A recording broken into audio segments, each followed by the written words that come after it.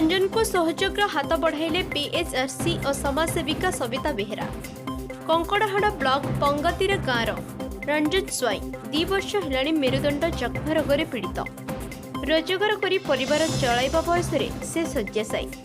घरे तांकर 4 प्राणी कुटुंब, पत्नी आरती स्वाई, बड़ पुओ प्रियव्रत स्वाई, सान पुओ रोहन स्वाई।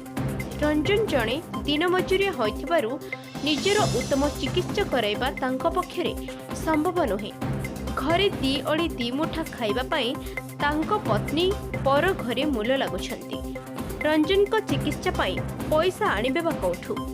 जिला परिषद नवकिशोर साहुंकर दृष्टि आकर्षण पर रंजन को चिकित्सा लगी बिराशाल गोष्ठी स्वास्थ्य केन्द्र एक दल रंजन को चिकित्सा पाई ढेंकानाल मुख्य चिकित्सालय को पठाई।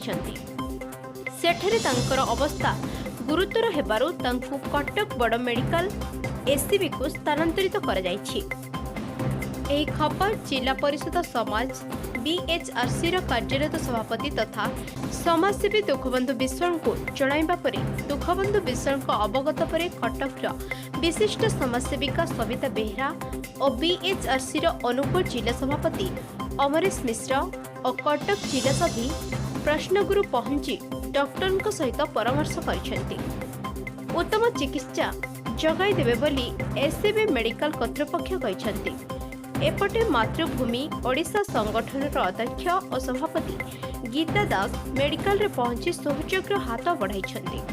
जदि कौनसी सहृदय व्यक्ति सहयोग करने चाहते तेबे मोबाइल नंबर 6354187132 नंबर रे जोगाजोग करी सहयोग करंतु। Bureau report Utkal 7 live.